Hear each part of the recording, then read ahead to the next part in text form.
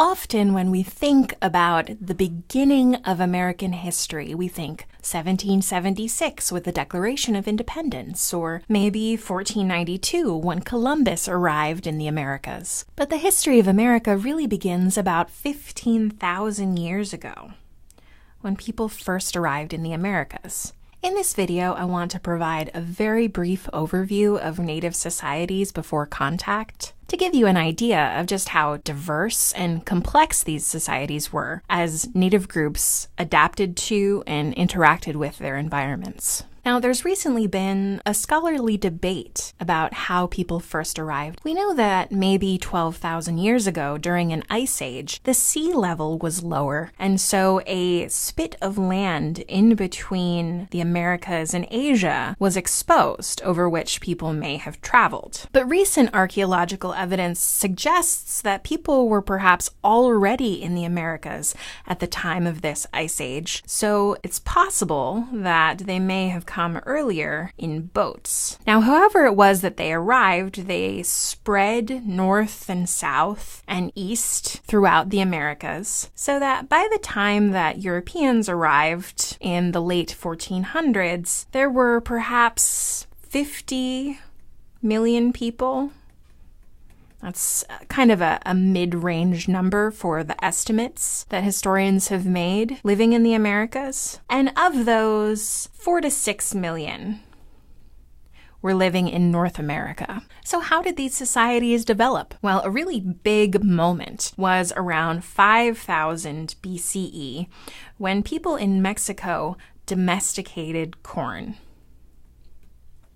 maize as it's also known. And domesticating maize meant that people who had originally been hunters, gatherers, following herds of animals, could partake in settled agriculture. So they could develop villages, complex societies.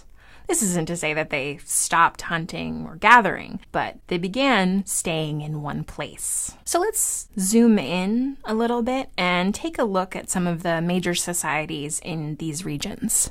Native American societies developed around their natural environments using the resources that were available to them. For example, the Southwest Plains and Great Basin are quite dry.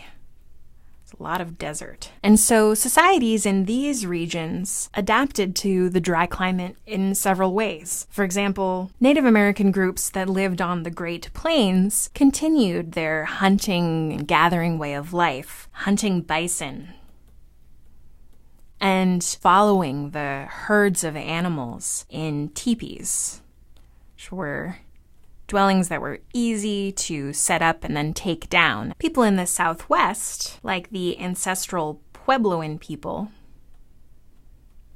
dealt with this dry environment by creating very complex irrigation projects so that they could water their maize crops using what little moisture there was. The Puebloans lived in large cave complexes as agriculture allowed them to grow their population. In the Northwest, fishing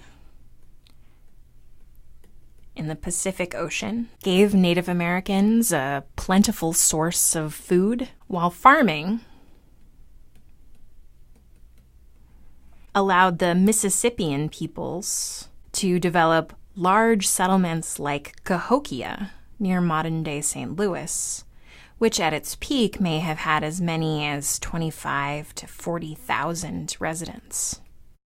The Mississippians and other East Coast Native peoples relied a lot on what's known as three-sister farming, in which people would plant corn, beans, and squash together, which was mutually beneficial to all three plants, as the corn served as a trellis for the beans, and the squash protected the root system of the corn.